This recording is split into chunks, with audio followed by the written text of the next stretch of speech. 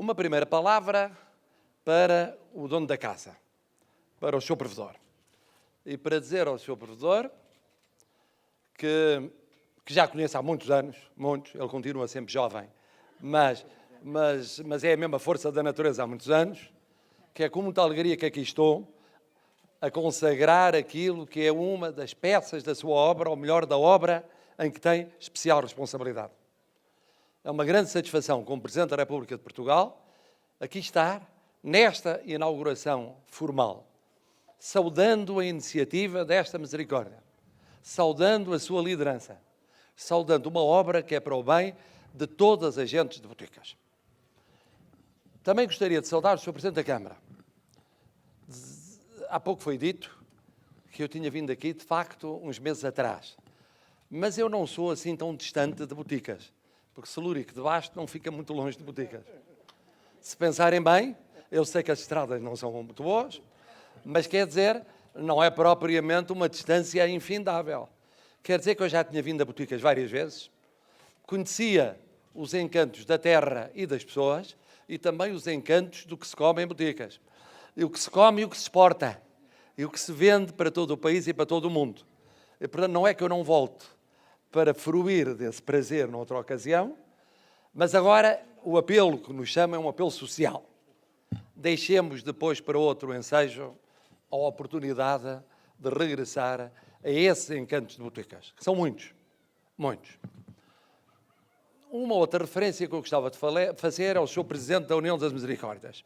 Ele está aqui, está ali à sombra, está à sombra, porque os mais idosos estão à sombra, os menos jovens estão à sombra.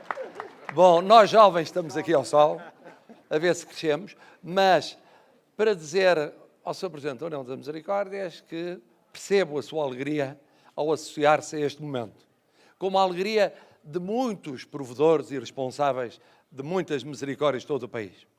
Devo, aliás, dizer, em homenagem à Justiça, como foi apontado, que esta obra deve muito a um protocolo com a Santa Casa da Misericórdia de Lisboa e que uma referência deve ser feita ao provedor, Dr. Pedro Santana Lopes, porque contribuiu muitíssimo aqui, como noutros pontos do país, para que fosse possível esta obra. O seu é seu dono. Temos de reconhecer aquilo que deve ser agradecido. Mas o Sr. Presidente da União das Misericórdias, que é um lutador com a sua presença, quer dizer que as misericórdias estão atentas às necessidades das portuguesas e dos portugueses, estão solidárias, estão presentes onde é preciso estar, no terreno. E por isso lhes estamos gratos também. Finalmente, Sra. Secretária de Estado. Ninguém diria que a Sra. Secretária de Estado, esta jovem que temos aqui ao lado, com tantas responsabilidades, que tenha dito coisas tão importantes como disse há pouco nas palavras, que nos transmitiu em nome do Governo. Porque é muito importante, em Portugal, o papel do chamado terceiro setor. O primeiro setor, vamos admitir, que é o setor público. Que o segundo setor é o privado. Ou, se quiserem, pode ser o contrário, o primeiro é o privado, depois é o público. Tanto faz. E há um terceiro setor que se chama assim, mas não é menos importante que os outros. É um problema de arrumação. Cada um arruma à sua maneira. É o setor social. E o setor social tem as iniciativas das pessoas, dos grupos de pessoas, que não têm um fim lucrativo. Tem em comum com o setor privado o não ser um efeito da atuação do Estado, mas é diferente do setor privado, porque o setor privado naturalmente tem fins de lucro. Enquanto que o setor social não tem. As EPSS, como as misericórdias, por exemplo, não têm fins lucrativos. Estão ao serviço da comunidade sem fins lucrativos. E no caso das misericórdias estão há centenas de anos. São quase há tanto tempo como o país é um país independente. E é muito importante o que disse a Sra. Secretária de Estado. Porque disse o seguinte, o Governo não se demite das suas políticas de natureza social. O Governo sente que deve apoiar os que mais precisam, em termos de pobreza, em termos de desigualdade, em termos de assimetrias até no território, desigualdades no território. O Governo deve atender àqueles pela idade, pela sua fragilidade, pela sua dependência. Têm merecido medidas de política pública, mas ao mesmo tempo reconhece o papel do setor social. ao mesmo tempo reconhece que esse papel é um papel insubstituível. O Estado não quer substituir-se a ele. O Estado quer conceder-lhe condições para que ele possa atuar no seu campo próprio de intervenção. Isto é, completam-se. Dão-se as mãos, completam-se. E este é um exemplo. Este é um exemplo. Isto não é teoria. Este é um exemplo. Quer dizer, aquilo que vai ser inaugurado imediatamente é uma obra que tem um objetivo: olhar para aqueles que mais precisam. Muitos dos quais, depois de uma vida complexa e difícil. Outros, porque têm fragilidades ou dependências que os tornam mais carenciados. Outros, porque crianças precisam de um apoio reforçado. Há situações muito diferentes. Esta obra que vamos agora inaugurar é uma obra a pensar em populações concretas, em pessoas de carne e osso, feita pela mão de uma misericórdia que continua a tradição das misericórdias portuguesas adaptadas ao presente e que conta com a compreensão e com o apoio do Estado. O Estado percebe que se fosse ele a fazer era pior, porque o Estado está mais longe do que estão as misericórdias. E a proximidade não é só o Presidente estar próximo das pessoas, é também aqueles que têm a responsabilidade de resolver os problemas das pessoas estarem o mais próximo possível delas. Por isso é que as juntas de freguesia, as câmaras municipais, as EPSS, as misericórdias, se juntam àquilo que o Estado pode fazer a nível local. E é essa colaboração, que é uma colaboração virtuosa, a pensar em quê? É pensar nas populações, a pensar no fundo no povo. Dizia há pouco o Sr. Presidente da Câmara que eu devia reunir com os partidos e convencer os partidos a entenderem-se mais do que às vezes se entendem, a atacarem-se menos, a fazerem mais consensos. Todos já notaram que eu apelo dia sim, ao consenso. E as pessoas acham que é uma mania, ou que é para ficar bem na fotografia, mas não é. É porque num país como o nosso, numa Europa como aquela em que vivemos, num mundo que atravessa um momento difícil que também conhecemos, há aspectos fundamentais da nossa vida comum em que devia haver consenso para que não mudassem as políticas cada vez que muda o governo. Na educação, na saúde, na segurança social. Começa-se uma obra agora, é para olhar para um horizonte de 5, 10, 15 anos.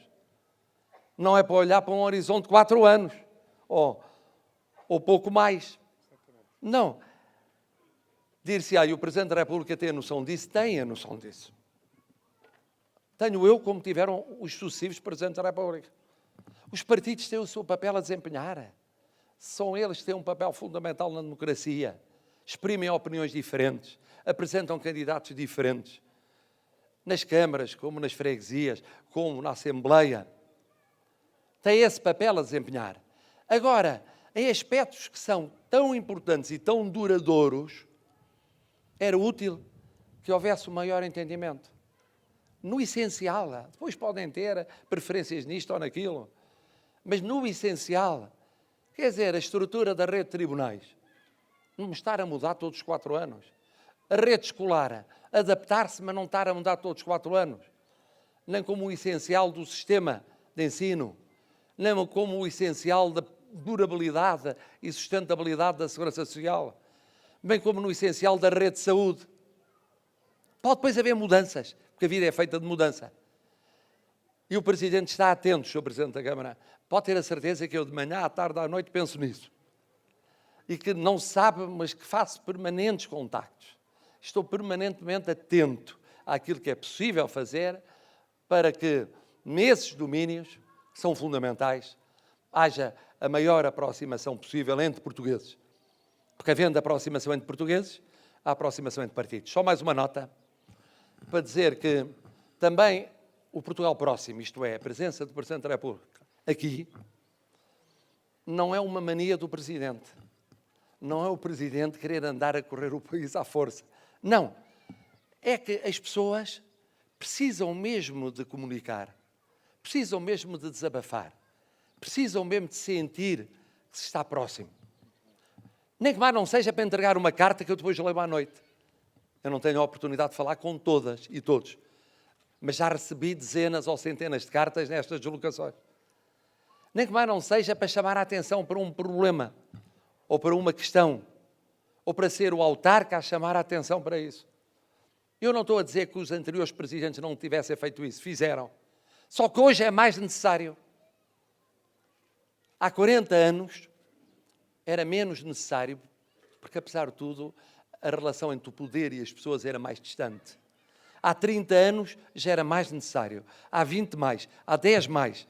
Agora mais.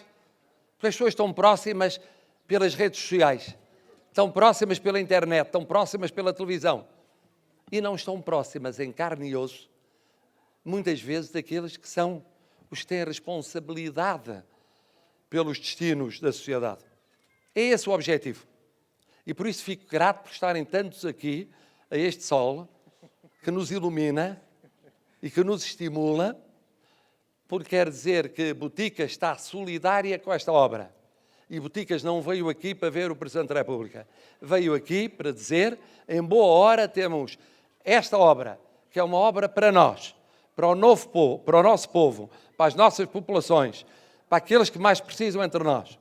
E por isso o Presidente da República, solidário com Boticas, aqui está a partilhar a vossa alegria. Muito obrigado.